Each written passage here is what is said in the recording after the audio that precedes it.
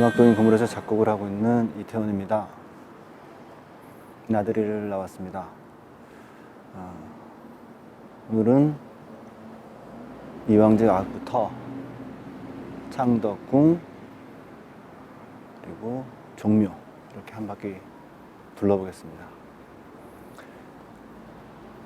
삶은 가까이서 보면 비극, 멀리서 보면 희극. 국악도 그럴까요? 국악은 가까이서 보는 것만큼 엄숙하고 숭고하고 무겁고 진지하기만 할까요? 국악은 누군가의 장난이 섞여 있진 않나요? 둘러보면서 생각해 보도록 하겠습니다.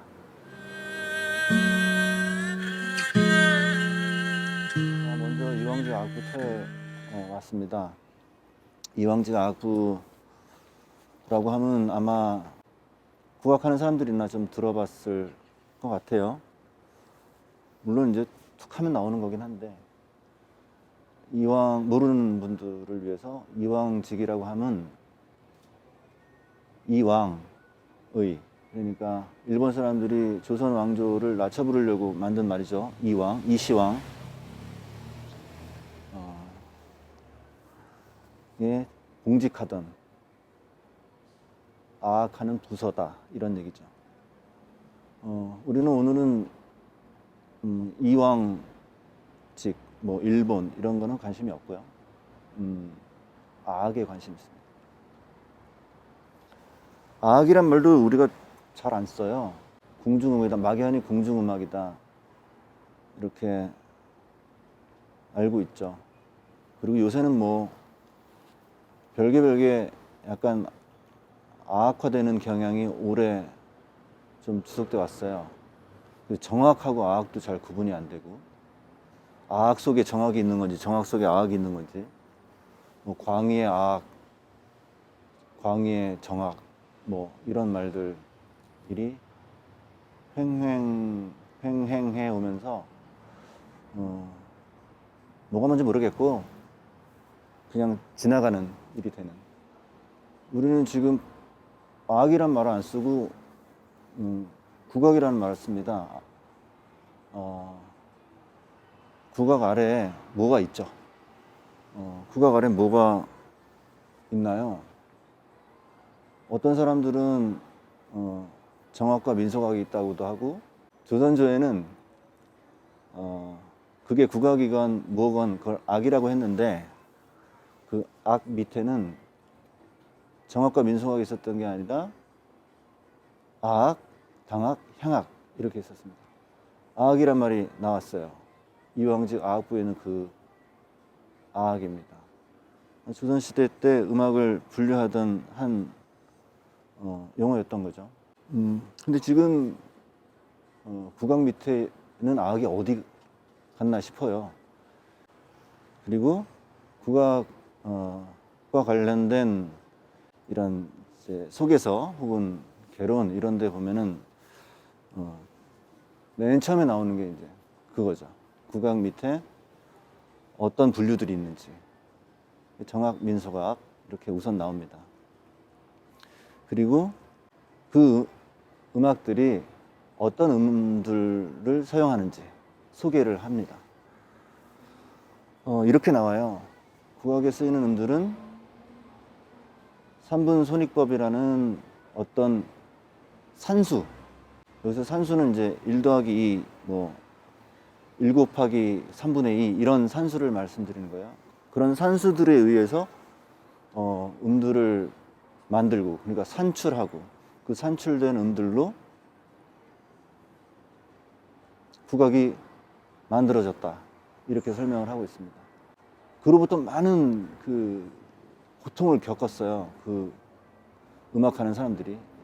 뭐 예를 들면 저 같은 경우는 3분 손익법으로 조율을 제가 되게 잘하거든요. 3분 손익법으로 조율을 합니다. 그 조율 가지고는 가야금 산조를 할 수가 없어요. 그리고 그 조율 가지고는 시조를 부를 수 없습니다. 그 조율로는 대풍의 연불조도 안 되고 영산회상의 상향산도 안 돼요. 계면조도 안 되고 가곡의 우조도 안 되고 선분손이법이라고 하는 조율로는 그게 안 됩니다. 그럼 그게 무질서한 거냐? 물론 아니죠. 삼분손이법은 질서이고 나머진 아니다. 직관적으로 그럴 리가 없을 텐데 설사 삼분손이법이 굉장한 질서라고 하더라도 안 굉장한 질서 같은 건 없을 것이냐 이렇게 묻고 그 질서를 한번 들여다볼 수 있죠. 사람이 태어나서 수부터 배우나요? 말부터 배우나요? 말부터 배웁니다. 수는 말로 정의되죠. 수는 어떤 말로 한정지은 어떤 개념입니다. 예를 들면 수는 수 각각이 동일한 것의 반복이 아니면 수로서의 의미가 없죠. 2는 1이 2개 있는 거고 3은 3개, 1이 3개 있는 건데 1이 크기가 다 달라. 그러면 수는 의미가 없어지죠. 그러니까 수가 먼저 있었던 게 아니고 그것에 대한 한정이 먼저 있어야 그 다음에 수가 우리한테 존재하게 되는 겁니다. 음악으로 얘기하자면 그 수를 산수를 해서 만든 음들이라고 하는 것은 그렇게 말처럼 존재하던 소리들과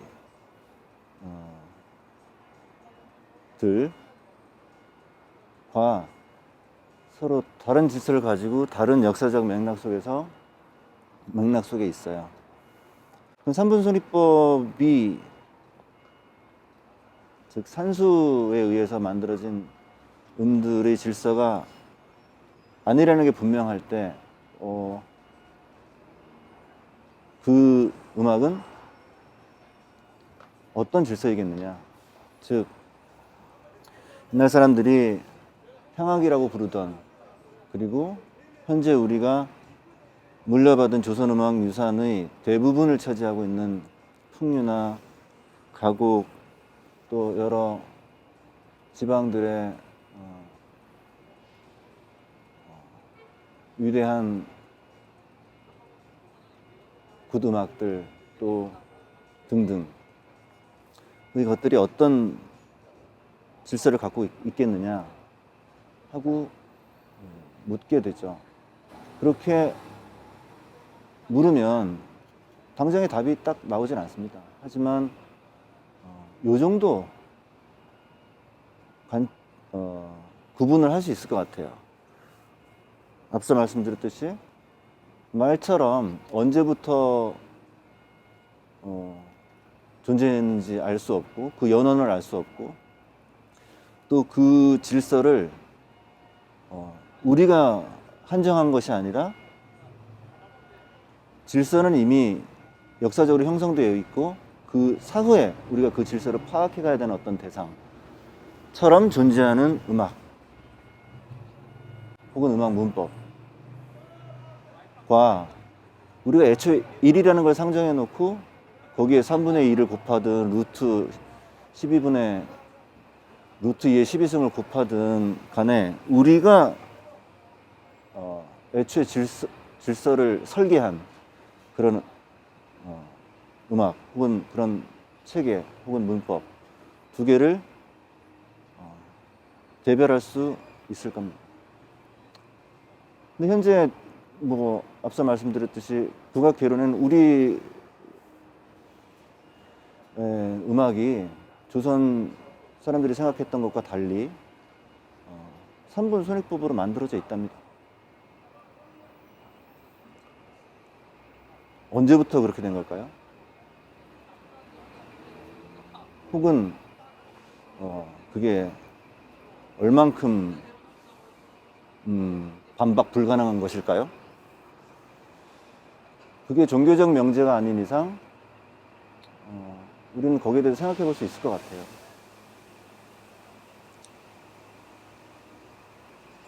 국악이라는 이름 하에 최초로 우리가 조선으로부터 물려받은 음악 유산, 조선에서는 향악이라고 부르던 음악 유산들이 산수에 의해서 만들어진 음들로 이루어져 있다라고 국악이라는 이름 하에 최초로 규정이 되었고, 그것은 조선조의 생각하고, 즉 그 음악을 만들어 온 네이티브들의 생각하고 아주 혁명적으로 다르죠. 그 혁명은 너무 그런데 장난스럽습니다. 희극적이고요. 비극이라는 게 꼭 슬프다기보다는 뭔가 숭고미, 근엄 이런 영역이기도 한데, 음악은 근엄한 표정을 짓고 있지만 그 음악이 국악계 내에서 가지고 있는 지배력은 그런 장난에 의해서 희극적으로 만들어진 것일 수도 있다. 그걸 시작한 데가 여기 이황직 아구입니다.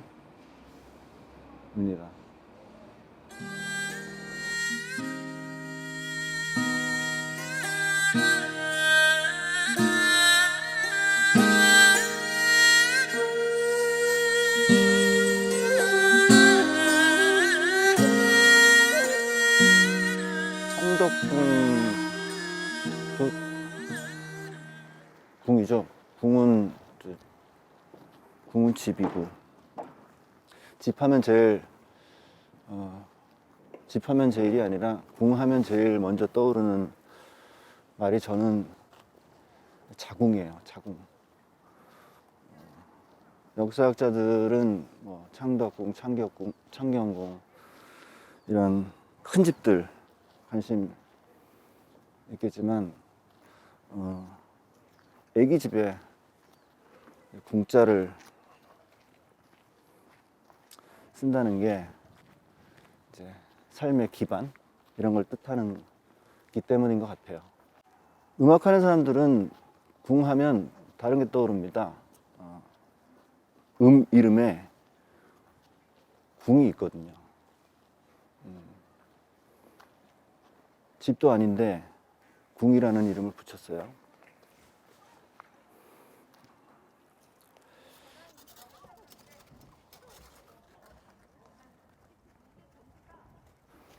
궁상각추란 말은 많이 들어보셨죠?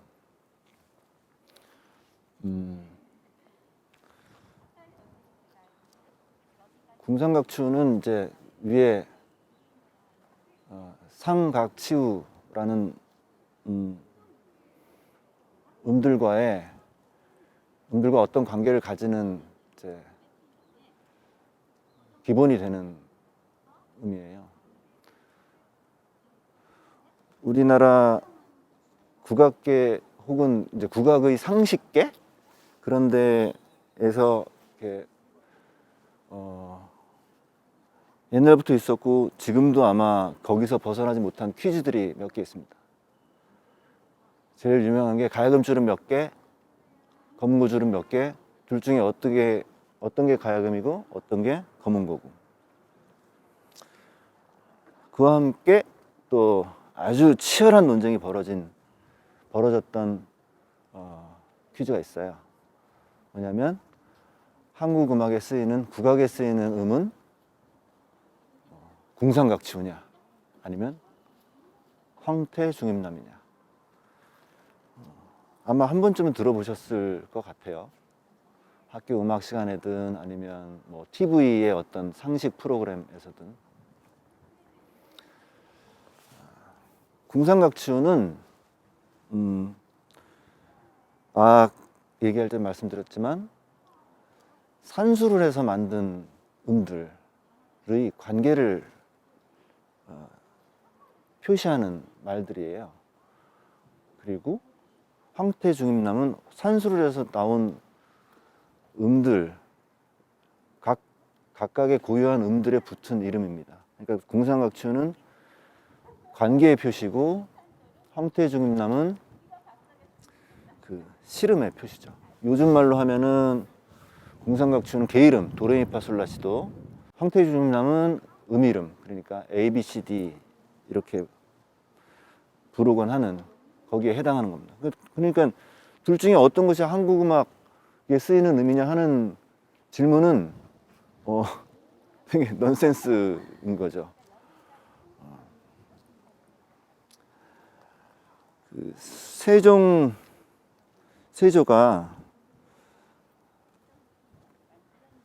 이 질문에 대해서 대답을 또 시도했었습니다. 마치 훈민정음을 만들 때 가장 쉽게 배울 수 있도록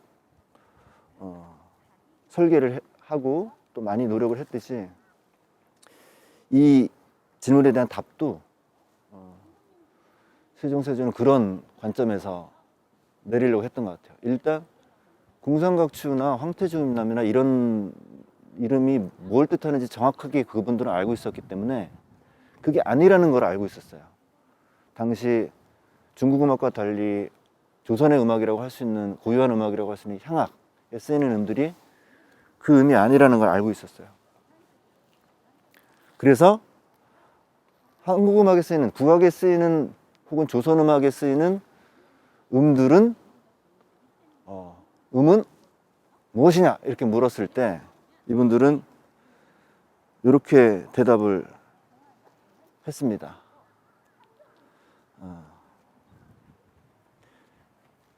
1, 2, 3, 4, 5. 위로 1, 2, 3, 4, 5, 아래로 1, 2, 3, 4, 5. 너무 쉬운 거 아니야? 이런 생각도 좀 들죠. 아니, 성의가 없잖아. 1, 2, 3, 4, 5라니.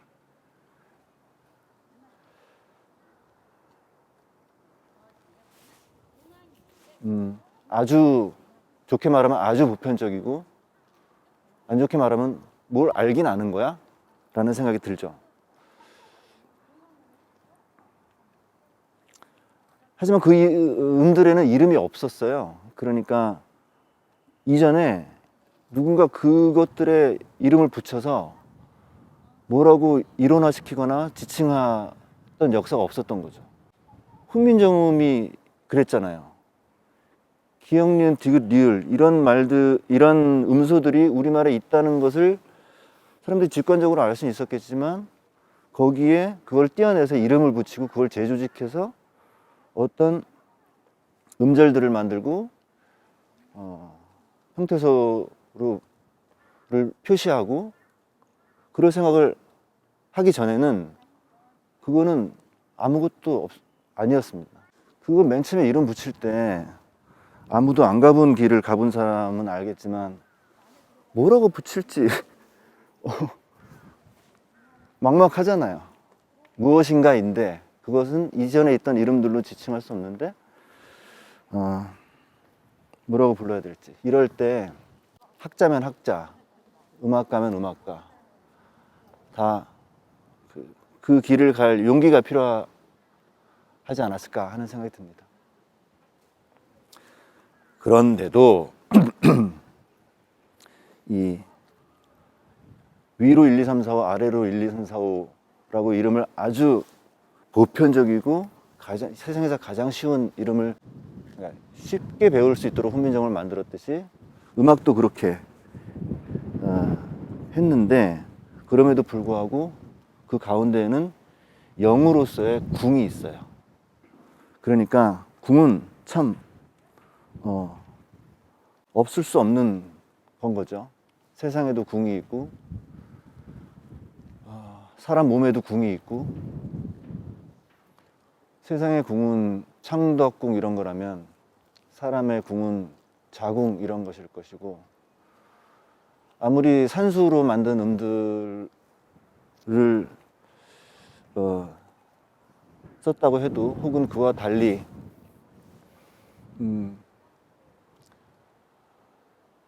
말과 같이 존재했던 음들을 사용했다고 해도 그것들 중심에는 무엇인가가 있는데, 기반이 있고 무엇인가가 있는데 그게 궁이다.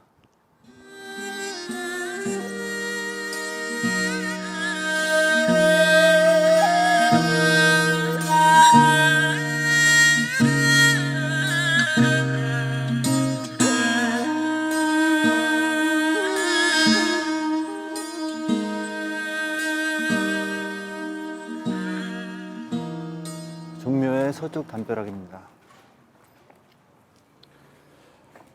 정조가 즉위하자마자 나는 사도세자의 아들이다, 이렇게 말했듯이 세종은 어느 날 우리 아빠는 살아서는 니나노를 들었다. 그런데 왜 죽어서는 샬라샬라를 듣느냐, 이렇게 말했습니다. 그래서 종묘제례학이 만들어집니다. 종묘제례학을 들여다보면 수처럼 생긴 음들, 수처럼 생긴 악기들, 산수로 만들어낸 음들 이 쫙 깔리고 그 위에 말처럼 생긴 악기들, 음들이 올려집니다. 생각해보면 세종이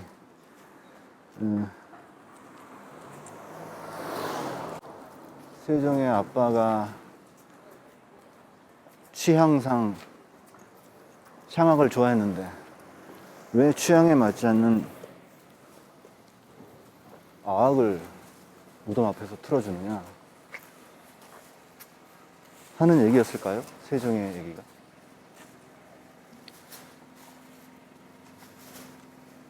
세종의 아빠가 아악보다 향악을 좋아했다. 아악은 취향의 대상이 아닙니다. 향악과 아악 둘 중에 어떤 음악을 더 좋아하느냐 이렇게 물을 일은 아닌 거죠. 그러니까 종묘제례학이 그런 시대의 퓨전 음악이 생기게 된 이유는 음악적인 거라고 보기 어렵죠. 훨씬 더 정치적인 이유일 겁니다. 현대의 퓨전은 어떻습니까? 우리야 물론 어떤 음악적 취향과 어떤 음악적 취향의 시대에 살고 있습니다. 그런데 더 멀리서 보면 우리가 취향이라고 부르는 그것들이 실은 국제 정세의 닮은 꼴이 아닌가, 국제 정세의, 국제 정치의 산물이 아닌가 생각해 보게 됩니다.